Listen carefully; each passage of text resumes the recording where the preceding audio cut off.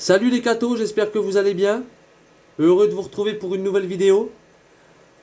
Aujourd'hui les cathos, il nous faut traiter d'un autre sujet. Jean le Baptiste reçoit l'Esprit Saint. C'est pourquoi nous allons d'abord lire en Luc 1, 39 à 45. En ces jours-là, Marie se mit en route rapidement vers une ville de la montagne de Judée. Elle entra dans la maison de Zacharie et salua Élisabeth. Or, quand Élisabeth entendit la salutation de Marie, l'enfant tressaillit en elle. Alors, Élisabeth fut remplie de l'Esprit Saint et s'écria d'une voix forte, « Tu es bénie entre toutes les femmes, et le fruit de tes entrailles est béni. Comment ai-je ce bonheur que la mère de mon Seigneur vienne jusqu'à moi? Car lorsque j'ai entendu tes paroles de salutation, l'enfant a tressailli d'allégresse en dedans de moi. Heureuse celle qui a cru à l'accomplissement des paroles qui lui furent dites de la part du Seigneur. »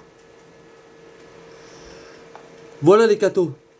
Nous venons de voir Jean-Baptiste tressaillir de joie avant même sa naissance. À ce moment-là déjà, il est désigné pour sa mission. Désigné avant même d'être né. Il apparaît déjà comme le précurseur du Christ Jésus. Un précurseur, c'est quoi? C'est un annonciateur. Jean-Baptiste est celui qui devait préparer les cœurs à la venue du Sauveur.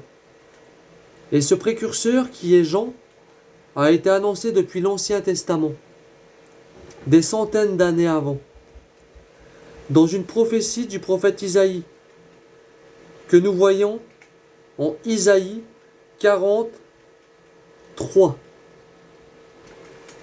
Il est écrit: « Une voix proclame dans le désert dégagé un chemin pour le Seigneur, nivelé dans la steppe, une chaussée pour notre Dieu.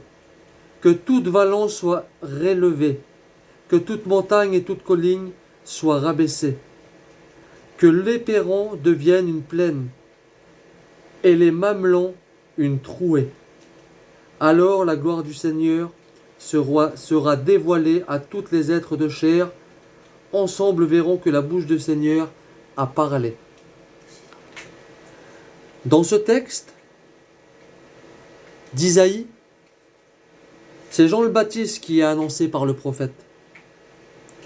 Il est celui qui prendra les devants pour aplanir les sentiers au Christ, préparer les cœurs, nous inviter à la conversion. Et nous venons de voir que dès le ventre de sa mère, il accepte cette mission. Jean-Baptiste est donc rempli d'Esprit Saint dès le ventre de sa mère. Une fois l'Esprit Saint reçu, on ne peut plus le retenir. Il tente déjà de sortir du ventre de sa mère. Et il tressaillit de joie. L'Esprit Saint révèle donc à Jean-Baptiste, que le Sauveur et lui, est aussi en attente. Mais en attente de quoi?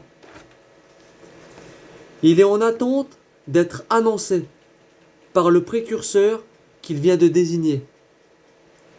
Il est en attente de celui qui préparera son chemin pour aplanir toutes ces annonces de l'Ancien Testament, qui trouveront tout leur accomplissement dans Jésus.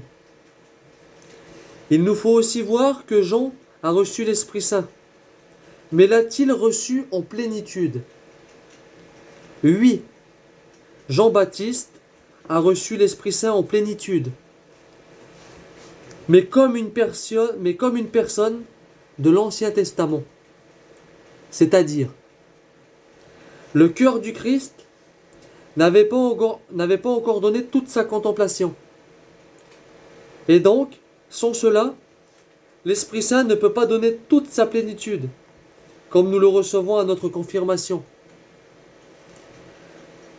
Le cœur du Christ, mis à nu sur la croix, nous donne, par l'Esprit Saint, un autre regard que les personnes de l'Ancien Testament ne pouvaient pas comprendre.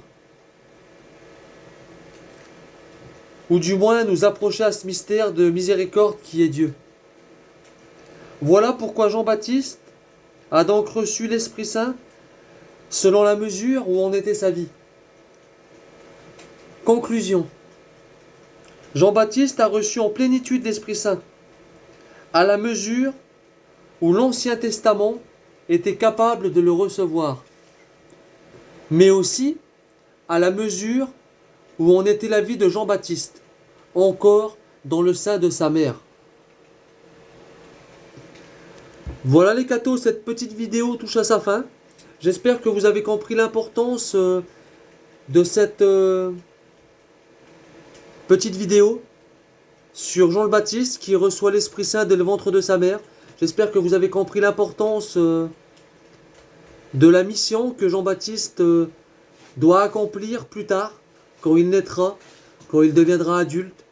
C'est-à-dire aplanir les chemins, les cœurs de Jésus pour préparer l'homme à la vraie conversion. Voilà, n'hésitez pas à vous abonner pour ceux qui ne l'ont pas encore fait. N'hésitez pas à partager la vidéo. N'hésitez pas à mettre un petit pouce bleu pour qu'elle ressort. Et n'hésitez pas à faire connaître cette petite chaîne pour ceux qui aimeraient apprendre un peu ce qu'est la parole de Dieu. Voilà, que Dieu vous bénisse et à plus les cathos.